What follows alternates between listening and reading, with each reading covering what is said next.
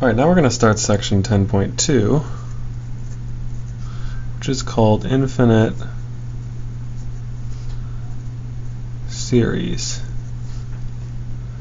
And series is just a fancy word for sums.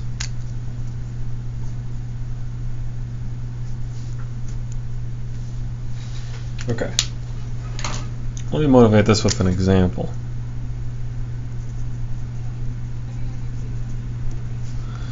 So this is called the geometric series.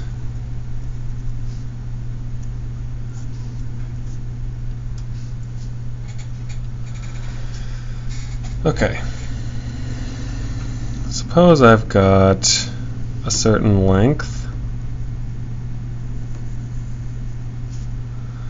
I've got an object that's, say, 1 meter long.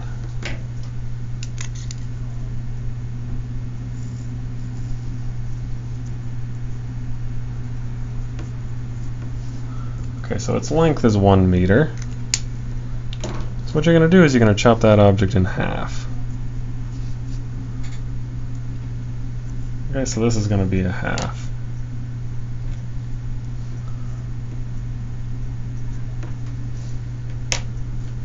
Okay, so the length, 1, is equal to 1/2 plus, so I've thrown away this much.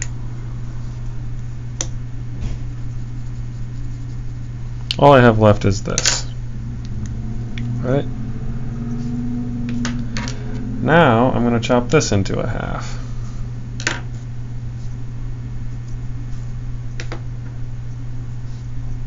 Okay. How much do I have left? 1/4. Okay. Now I'm going to chop this into a half and throw this away. How much do I have left? 1/8.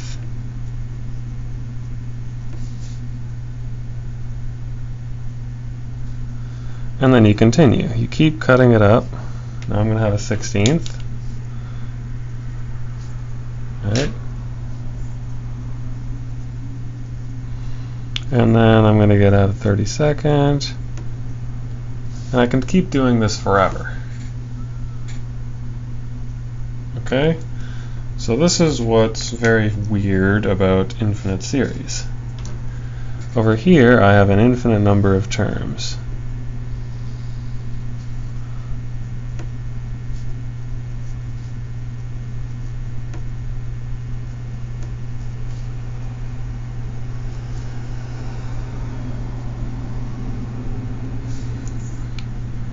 Okay, and over here I have something finite.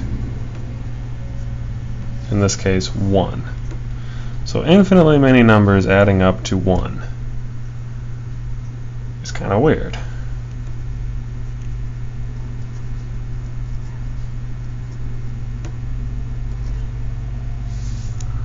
Okay. So that paradox is what we're going to be dealing with for the rest of the semester. Okay, so here's the definition.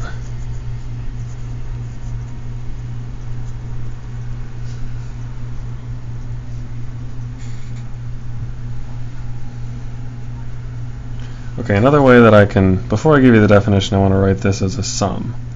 So this can be written, this expression can be written in summation notation. I'm starting my sum at 1, and I'm going all the way up to infinity. Now what am I summing? It's going to be 1/2 to the n. So you can see when n is 1, I get a half. When n is 2, I get a 1/4. When n is 3, I get an 1/8, and so on. So this summation notation is from, you saw it last probably in Riemann sums. Okay? So now I'm going to try to make that into a definition. Okay, so suppose AN is a sequence.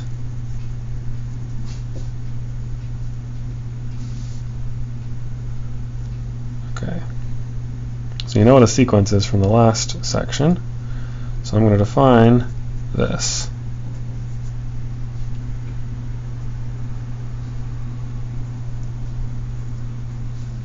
Okay, so this is a mysterious object. I have to define it. Okay.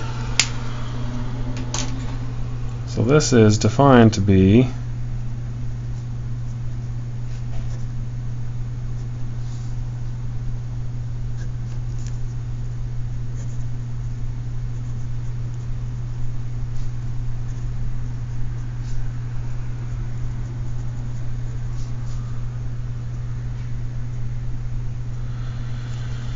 So I'm going to define this object as a limit.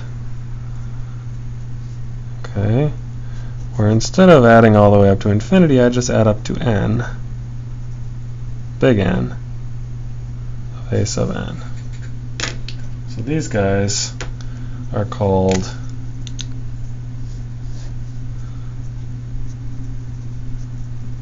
partial sums. Partial because I'm not adding all infinitely many of them. I'm just adding a part of that. So in other words, an infinite sum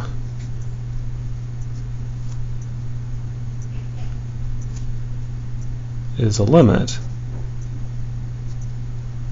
of partial sums.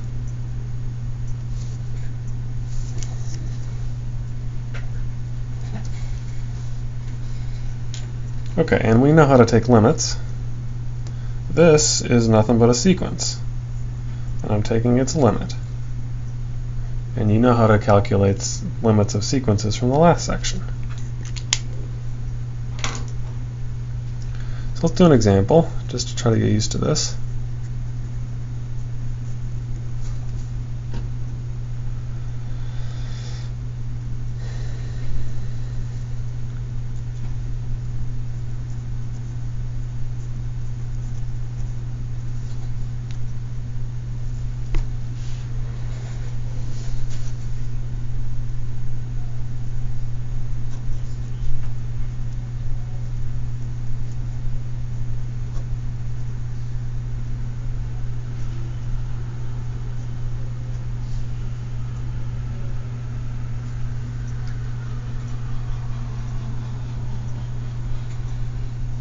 Okay.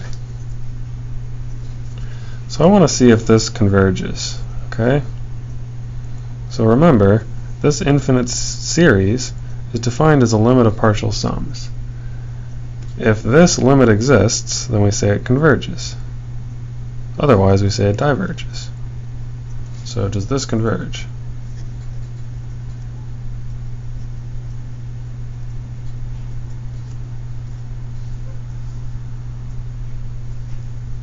And what? Okay, so all I'm going to do is I'm going to write down the partial sums. Okay, what I'm going to use,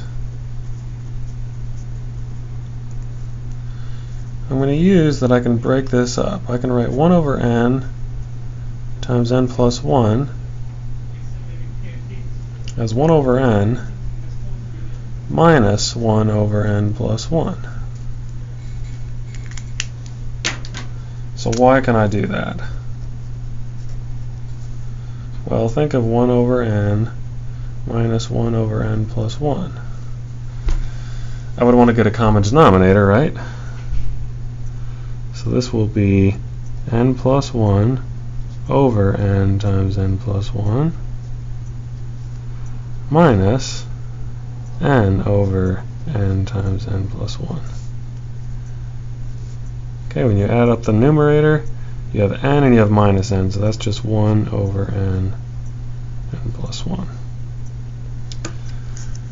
So you see that it worked.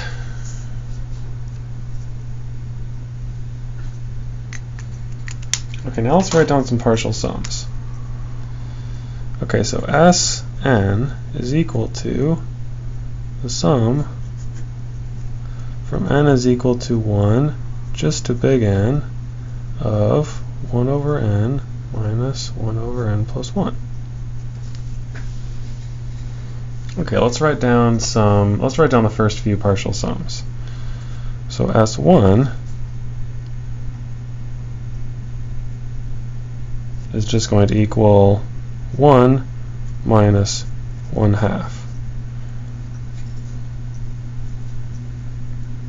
Because I'm starting at n is 1, and I stop at n is 1. So there's only one term in the sum, and that's 1 over 1 minus 1 over 2. Okay.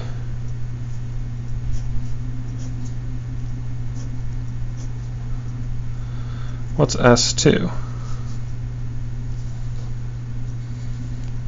Well, now I start with 1. This is going to be 1 minus 1/2. And then I add when I plug in 2.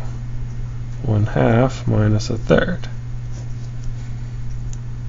So in this case, there's 2 elements in the sum. When you see something strange happens, here I have positive 1/2 and I have negative 1/2, so those cancel out. And all I have left is 1 minus 1/3. Okay, let's write down S3. This is going to be 1 minus 1/2 plus 1/2 minus 1/3 plus 1/3 minus 1/4. Same thing happens. The halves go away, the thirds go away, and all I have left is 1 minus 1/4.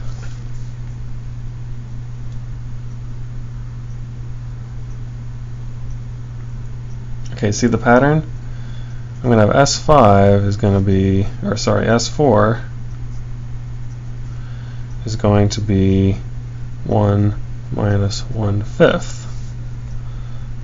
So I can continue this to get that Sn is going to equal 1 minus 1 over n plus 1.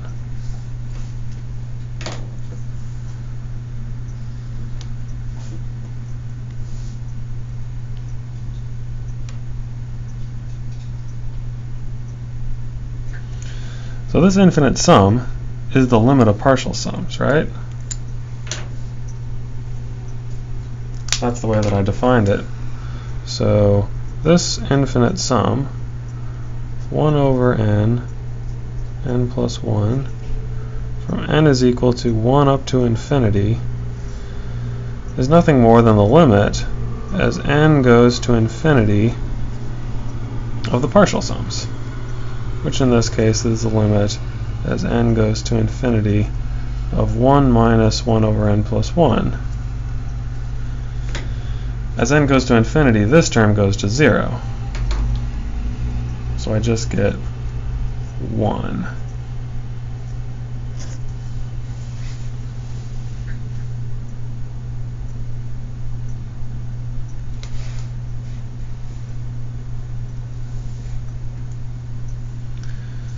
Okay, so in general,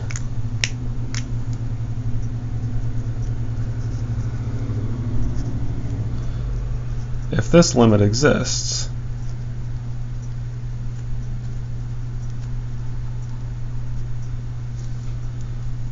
then S, the sum,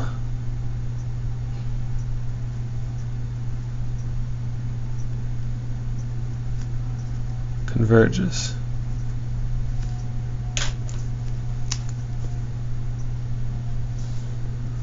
Okay? If it doesn't,